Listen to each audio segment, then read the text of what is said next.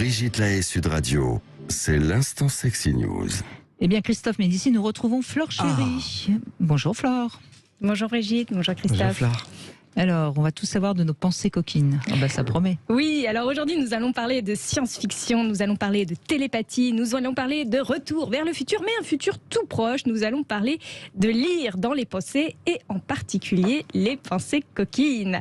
Alors attention, lire dans les pensées, enfin mesurer l'activité cérébrale et en tirer des conclusions, ça n'a rien de nouveau. L'électroencéphalogramme, ça date de 1875 et c'est sérieusement utilisé dans le domaine scientifique depuis 1950, donc c'est assez ancien. On arrive aujourd'hui même à avoir des détecteurs de mensonges plus ou moins fiables pour savoir si une personne se remémore son passé dans sa zone de souvenir ou si elle est en train d'imaginer une excuse totalement absurde, avec une probabilité de seulement 1% d'échec selon des chercheurs américains du FBI, même si ces résultats restent toujours controversés aujourd'hui. Alors pourquoi je vous parle de lire dans les pensées? Parce que la news de la semaine, c'est que des chercheurs chinois ont développé une intelligence artificielle capable de détecter si un utilisateur regarde du porno juste à son cerveau, même pendant une fraction de seconde. Même si vous regardez un petit porno pendant une fraction de seconde, votre cerveau pourrait vous trahir. Alors, mais vous savez qu'en Chine, justement, les sites pornographiques sont interdits. Exactement. La Chine déteste le porno et c'est un moyen de plus de renforcer la censure. Donc ça leur a demandé du temps de développer tout ça. Ils ont effectué une série d'électroencéphalogrammes pour enregistrer les ondes cérébrales, couplées avec des résultats d'une caméra qui détecte les mouvements oculaires et avec la technologie du machine learning, c'est-à-dire à force d'expérience, à force de visionner du porno, les chercheurs chinois ont affirmé avoir trouvé des variables suffisamment précises sur ces données. Alors à quoi ça sert tout ça? Vous l'avez dit Brigitte, tout simplement à l'État chinois d'être plus efficace en matière de censure, puisque c'est ça le but de la manœuvre, renforcer la censure pornographique. Alors moi j'adore le procédé, s'obliger à regarder plein de fois des films pornographiques à la suite pour lutter contre la censure du porno, ça c'est du grand génie. Surtout que les expériences n'ont porté que sur des cerveaux masculins, puisque peut-être ils ne se doutent pas que les femmes en regardent aussi. Le porno et le cerveau, c'est aussi une grande histoire d'amour ou de désamour plutôt, et c'est pas la première fois qu'on remarque que l'un a une influence sur l'autre. Selon plusieurs études, la pornographie modifierait l'activité de notre cerveau, et cette fois-ci non pas en bougeant un petit électrocardiogramme ou électroencéphalogramme plutôt, mais de façon permanente. Une grande étude allemande diffusée aux États-Unis en 2014 par exemple a fait beaucoup de bruit. Elle expliquait que le stratium, une petite structure située sous le cortex, se détériorait plus on regarde du porno. Plusieurs autres études par la suite tendent également à montrer une relation entre une forte consommation de porno et des élans anxieux, dépressifs, ainsi que des dysfonctions érectiles ou sexuelles. Alors le cerveau est-il la balance qui nous trahirait sur nos petits moments d'intimité, ou plutôt la victime d'une machination pornographique qui cherche à la rendre manipulable et addicte? J'attends votre analyse. Oui, il va nous falloir un peu de temps pour... Oui, ce qui est intéressant. Non, mais de toute façon, l'addiction, quelle qu'elle soit, que ce soit le porno, le jeu, la drogue, etc., ça provoque quelque chose dans le cerveau, on le sait, et ça provoque pas des choses très positives dans le cerveau. Je pense pas que l'addiction au porno soit l'addiction la plus grave. Je pense que la drogue est beaucoup plus néfaste pour le cerveau. Maintenant, j'ai envie de dire que oui, le sexe, l'organe du sexe, c'est d'abord le cerveau, de toute façon.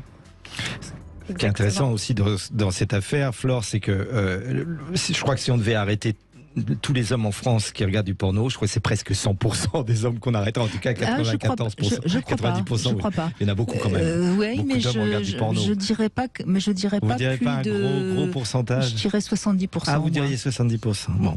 Après, problème, si on pose la question combien d'hommes pensent au sexe, oui, 95%, il n'y a pas de problème.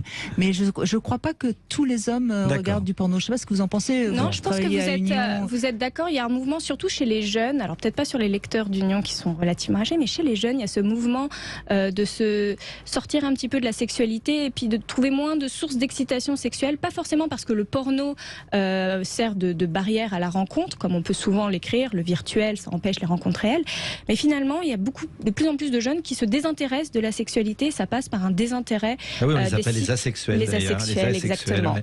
Après, le problème du porno, et ça c'est un autre problème éducatif, c'est que le porno, c'est à la portée de n'importe qui et des enfants qui vont sur Internet aussi. Ça c'est un autre problème. Ça, c'est un et ça, c'est un grave bien problème, sûr. parce que l'enfant, et pas que pour le porno, à cause de l'homo connecticus, il est plongé tout de suite dans un monde adulte en un clic. Parce qu'aujourd'hui, un enfant de 10 ans... C'est même pas, enfin, je veux dire, c'est même pas un monde adulte. La pornographie actuelle, c'est du sexe violent. Et donc, tous les problèmes dans les cours d'école... Ça n'a rien à voir avec la sexualité, c'est ça, évidemment. Puis ça lève le problème de l'accompagnement sur la sexualité, des mots qu'on peut expliquer. Alors il y a une autre question, peut-être là c'est à Brigitte qu'on doit la poser, parce que moi alors là c'est un point d'interrogation presque. Est-ce qu'un homme qui regarderait trop du porno, j'ai entendu les deux sons de cloche, mais je suis sûr que vous allez faire la juge arbitre, finalement fait moins bien l'amour à sa femme, ou est-ce qu'il paraît que ça pourrait ôter un peu de son désir à sa femme s'il regarde trop du porno, vrai ou pas, Brigitte? Qu'est-ce que vous appelez regarder trop du porno? Ah oui, ça après. Moi je pense que, enfin, je veux dire, un adulte qui regarde du porno, même du porno actuel, qui est un peu violent, etc. À partir du moment où il n'en souffre pas,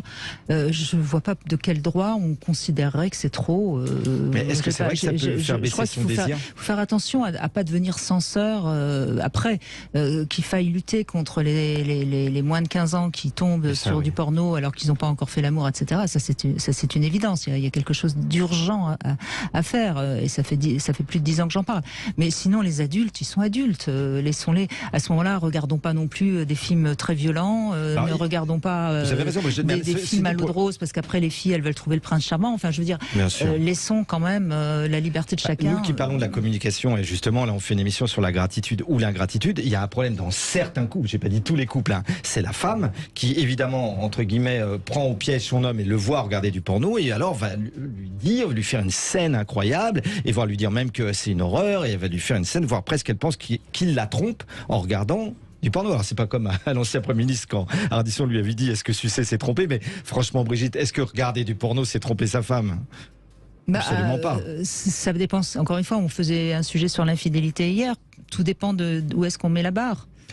Non, et puis tout dépend du mensonge. C'est le mensonge, hein, l'infidélité, c'est mentir à son partenaire. Si on dit qu'on est en train de faire autre chose et que finalement on consomme du porno, c'est pas consommer du porno le problème, c'est mentir et dissimuler. À ce moment-là, se masturber, c'est peut-être aussi tromper sa femme. Enfin, je veux dire, où est-ce qu'on va, quoi?